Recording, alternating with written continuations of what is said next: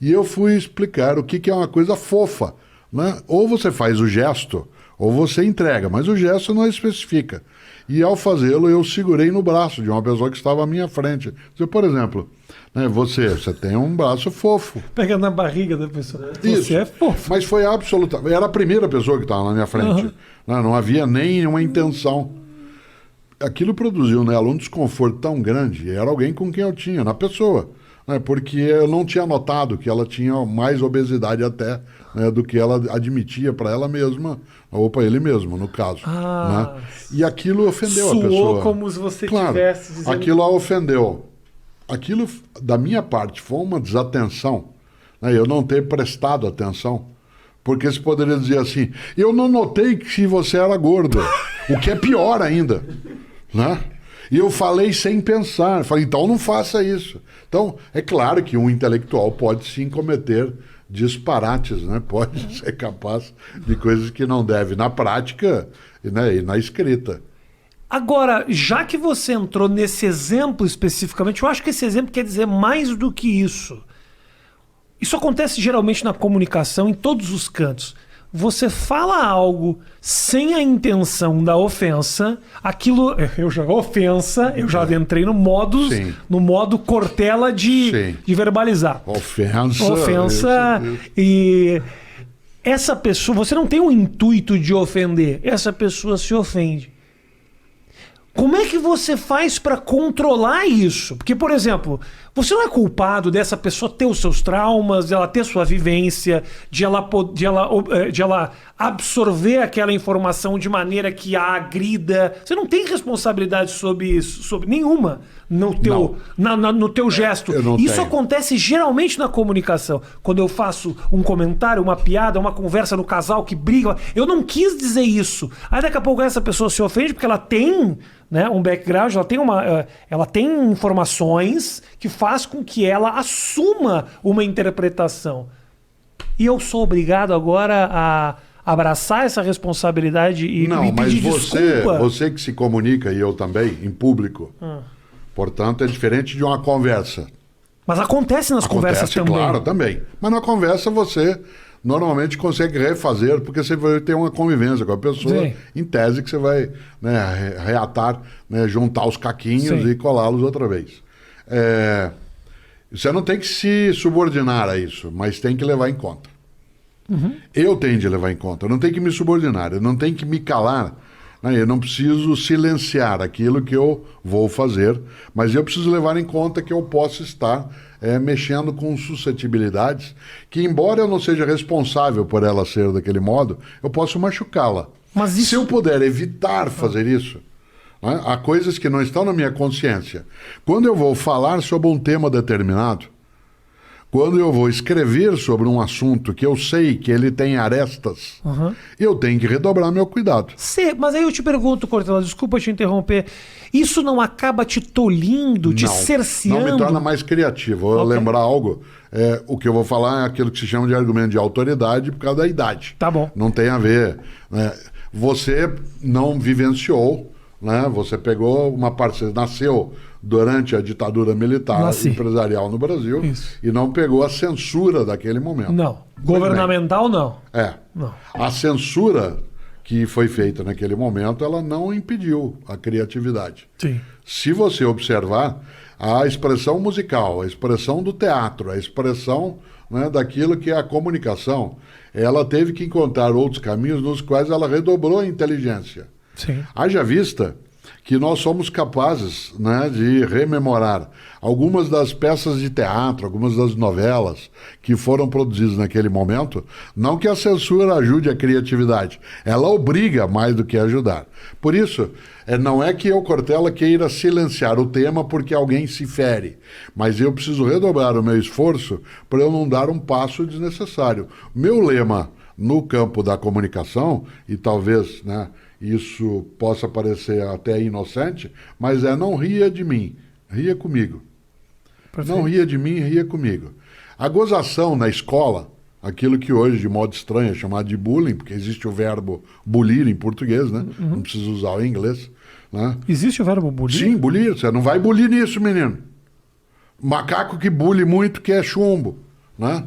Claro, na minha infância, eu li Monteiro Lobato. Bulir. Eu li Monteiro Lobato. O primeiro livro inteiro que eu li na minha vida foi Rei, Nações e Narizinho, que era proibida a leitura, porque minha família é de tradição católica, e os livros do Monteiro Lobato entravam no Index Librorum Prohibitorum. Na minha família também era proibido, mas é por causa do narizinho. Então. Porque todos os judeus, claro, narigudos, a gente era... Qualquer coisa que tivesse narizinho, a gente era proibido. E narizinho ali era inho, né? É verdade. Certo? Portanto, exatamente. se fosse Cyrano de Bergerac, então jamais você poderia nem chegar perto. Né?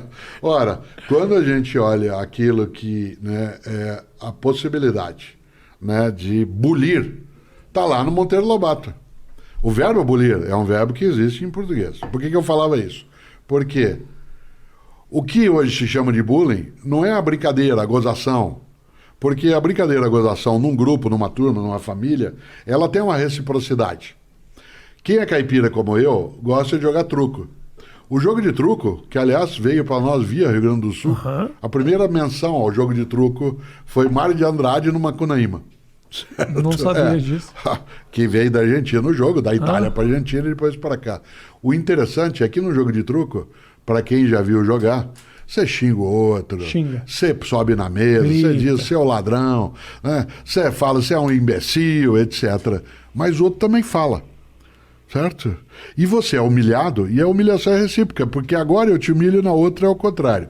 Na escola mais antiga, você não tinha uma dimensão onde se pudesse maximizar a ofensa, né, a ponto dela se tornar algo que não tivesse reciprocidade. O que caracteriza o bullying, né, é exatamente não poder haver o outro lado. Eu não faço o que comediantes, alguns fazem, que é falar com alguém da plateia. Eu não faço isso também. Isso. Não faço. Nas palestras, não. Aprendi como... Veja o que é uma coisa fofa. Certo? Mais um motivo para eu não falar com a plateia. Tua grande questão, será que eu fui ofensivo? Para a pessoa, fui. Será que eu quis fazê-lo? Não. Será que existe responsabilidade naquilo? Sem dúvida. O que não existe é dolo, ou dolo. Existe culpa. A sua intenção não era de ferir. Mas machucou. Né? A frase vai doer mais em mim do que em você... Né? Até, como se diz no Rio Grande, até pai e mãe já falaram isso um dia.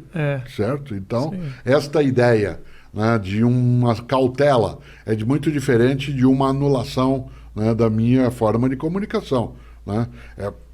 O politicamente correto, ele funciona, né, muito mais por algo que um dia, eu gosto de citar isso, o Lenin tem um texto, né, o Vladimir Ilyich Leonov, o Lenin tem um texto sobre a teoria da curvatura da vara. Quando você pega uma vareta, né, e você apende para um lado, quando você solta, ela vai para o outro lado. Ela demora algum tempo para a obtenção de um equilíbrio, quando essa vareta é mexida. E nós, hoje, com o politicamente correto, a gente foi por um extremo. E nós estamos equilibrando um pouco o modo de comunicação. Né? Algumas das coisas que eu falava há algum tempo, numa coisa que produziam até riso, numa palestra, e eu recuei. Não porque eu queira me censurar, eu falei que eu sou capaz de inventar outra coisa, como faço? Não é que não chateie, né, nenhuma pessoa. Não há como eu impedir que alguém absorva, né, algo do modo próprio. A frase antiga, Milor Fernandes dizia, o problema da idiosincrasia é que não tem um especialista para cuidá-la. Certo? Claro. Então, lá, não tem como lidar com o idiosincrático, mas que a gente precisa tomar cautela, quem está com comunicação... Sem dúvida. Eu concordo. É que eu também vejo, Cortella, que a gente também, enquanto comunicador, tem um pouco a responsabilidade da provocação, às vezes, também. Então. De passar por algo que eu acho que pode até te incomodar. Lide você também com isso, né? Porque senão a gente não chega...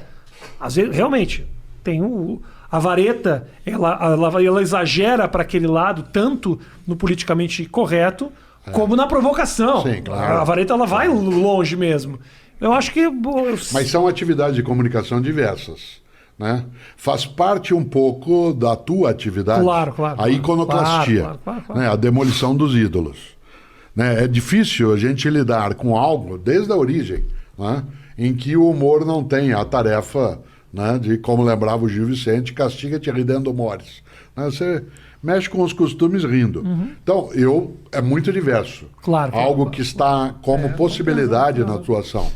A Cláudia, com quem eu sou casado, ela é gestora de teatro, portanto ela está habituada, ela de sempre, que um espetáculo de teatro é uma mentira combinada. Né? Eu vou para lá como espectador sabendo que ali as coisas parecerão verdadeiras, e você que está no palco faz a mesma coisa, certo? Sim. Quando você conta uma das tuas histórias no teu espetáculo, né, daquilo que aconteceu na tua casa, com a tua mulher, com o teu filho, com a ex-mulher, com o ex-filho, seja lá o que for, nenhum de nós ali imagina que aquilo é 100% coincidente. Hoje em dia nós estamos vivendo um momento muito complicado, porque muitas vezes não é só aquele que me assiste ali na minha frente. Às vezes essa informação sai daquele lugar e printa no jornal. Isso. E aí é um lugar que não estou num ambiente de desconstrução, que é o palco. Eu estou printado na página da revista Veja. Aí realmente, até eu mesmo às vezes leio e falo, que absurdo esse negócio.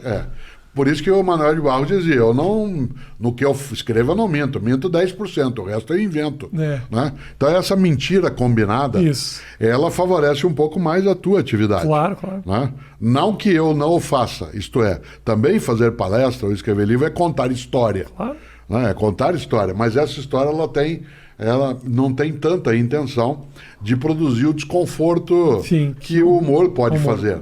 Né? Se você, por exemplo, naquilo que faz, ou outros homens e mulheres que fazem a mesma atividade, eles não incomodassem, né, ficaria... Né, eu sou capaz de fazer uma palestra inteirinha durante anos sem usar palavrão algum, e sou capaz de bater palma para o meu amigo Clóvis de Barros Filho, com quem você já conversou, que coloca o palavrão de um modo inacreditável. Né? Eu sou capaz de ser politicamente incorreto contra o politicamente correto, como o Pondé faz em vários momentos, né?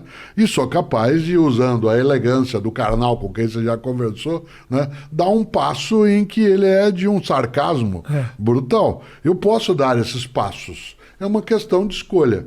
Espera-se de alguém como Clóvis uma sinceridade e uma autenticidade que, se o palavrão não vier, a gente se chateia, certo? Portanto, né, é diferente o modo, né, de presença.